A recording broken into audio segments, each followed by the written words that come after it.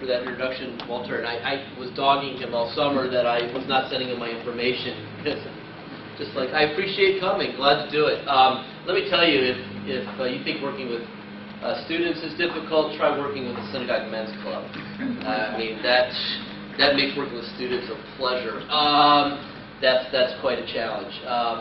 But thank you very much for having me this afternoon. Thank you very much for attending this afternoon, and I'm honored and flattered to join you in this group, because I see the different topics that are presented throughout the year, and they're wonderful, and it really shows all the great intellectual activity that is going on at this university. So I'm flattered to be able to come talk to you about this topic today. We're going to talk about, the title is College Student Development and Social Networking Media, Why Students Participate, What Dangers Lurk, and Strategies for Educating Students on Proper Use. So we're going to talk about a lot of different aspects of this afternoon. It is very broad, it's changing every minute, but we're going to talk about some areas, and I think how we can use it to our advantage to help our students grow. And that's really that first point, is looking at the student development of it. If we take student development theory, and then how can we use social networking to help them grow? And that's part of the focus for this afternoon. Also, I want to tell you, it is nice to get out of the office, and so I don't have to deal with student conduct issues or craziness of some activities. It's nice to get around the table and talk about a topic. So we will begin. This is fun. So hopefully you've seen a Facebook page, or if you're aware of how you post information on any form of social media, so you can post comments, and you can post something that you want to tell folks, and people can reply back. You can write on their wall, you can post a news update, etc. But these are some great ones. Abe Lincoln, this was if Facebook was around hundreds, if not thousands of years ago. Abe Lincoln says, going to theater tonight with the missus. Got private box seats, baby. And John Wilkes Booth, he liked that. He thumbs up. So you can say if you like or don't like a comment. Ben Franklin, this one gets a little blue in its commentary. Signed up the Declaration of Independence today. Booyah, England. England writes back, you done effed up now. John Adams said, bring it. Ben Franklin says, you redcoats don't stand a chance. Thomas Jefferson, redcoats, more like the dickcoats. Am I right? You can read the rest. The next ones get very funny. Ancient asteroid is hitting up Earth today, if you know what I mean. Tyrannosaurus Rex. No. But the bottom was great. Cockroaches. Whatevs. And then Julius Caesar, my boys pulled together a little get-together at the casa tonight. Gonna be a killer party. And Brutus says, oh, it'll be killer, all right. So some fun with social networking and social media. What we're going to cover today, what is social media, a brief review of student development theory, and how does the use of social media enhance or detract from student development, the positives of social media, the negatives of social media, student conduct, the law and social media, and the future for college students and social media. So there's a lot going on, but we're going to touch on each of these areas. Sorry if I walk a lot when I present, so I'm driving me crazy with the camera.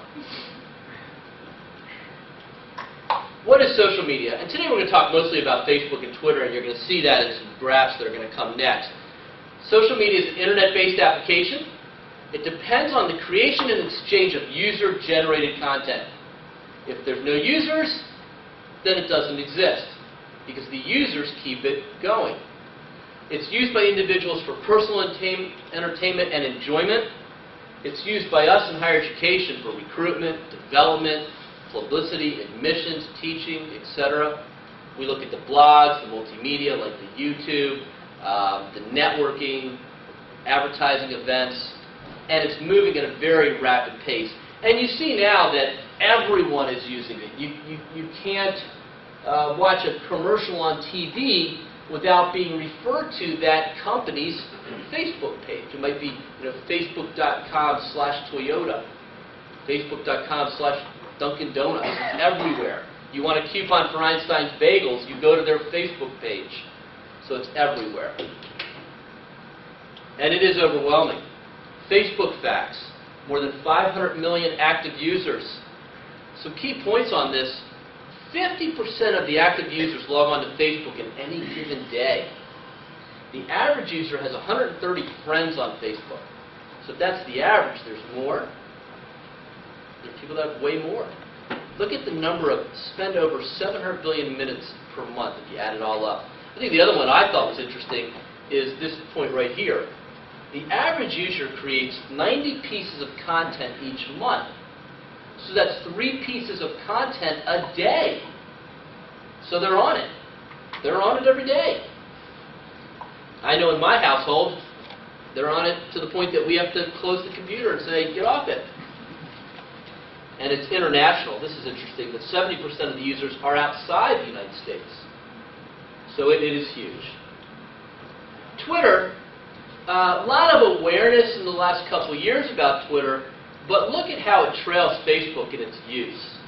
I think one thing that's interesting about Twitter is you see a lot of entertainers using it. You see a lot of athletes using it because it's a way to send out quick blips. You can only use a certain number of characters, quick blips, but then they always are kept in that person's mind. So if I'm getting a tweet every day from somebody, I'm tracking that person. They're always in my mind.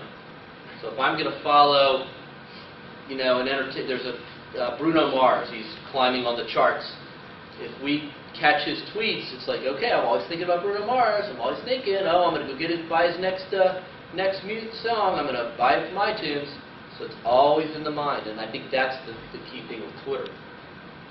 I think it's interesting to talk about how trying to keep in the mind and the communication. Joy Bell, who many of you have heard that name, graduated from Wayne State, football player, Division II Player of the Year, and today he put on his Facebook, I get this from the media briefs, and then I read the article, he put on his Facebook that he had been given a plane ticket to go to Philadelphia for a tryout with the Eagles. So he's in Buffalo on their practice squad.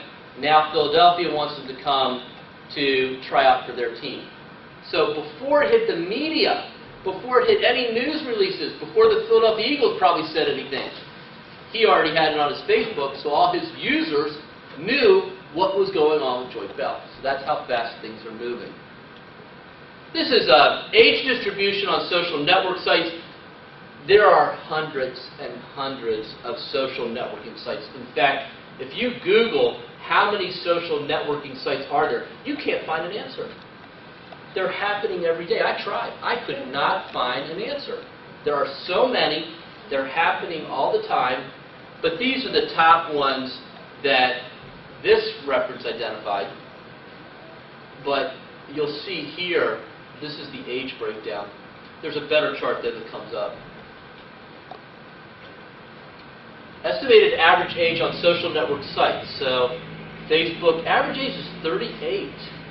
Interesting. The youngest one is this Vivo, which I've never heard of. MySpace is losing a lot of appeal.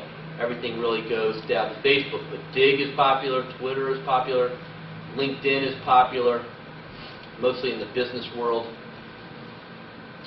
What is not on here, because it's more of a photo sharing site, but that's Flickr, and that is very popular. Average age distribution across social network sites. So here's pretty much, this becomes our undergraduate population. Now, not exclusively. We know that we have a wide range, but that's going to be your traditional in the residence halls group. Then we go into our graduate students up here and even beyond. But right here we're talking 27%. This is, of course, the high school crowd. This is interesting. And in fact, I've read a statistic that the most popular age group with Facebook are this age group, women. I like this comment because it really, I think, sends sort of a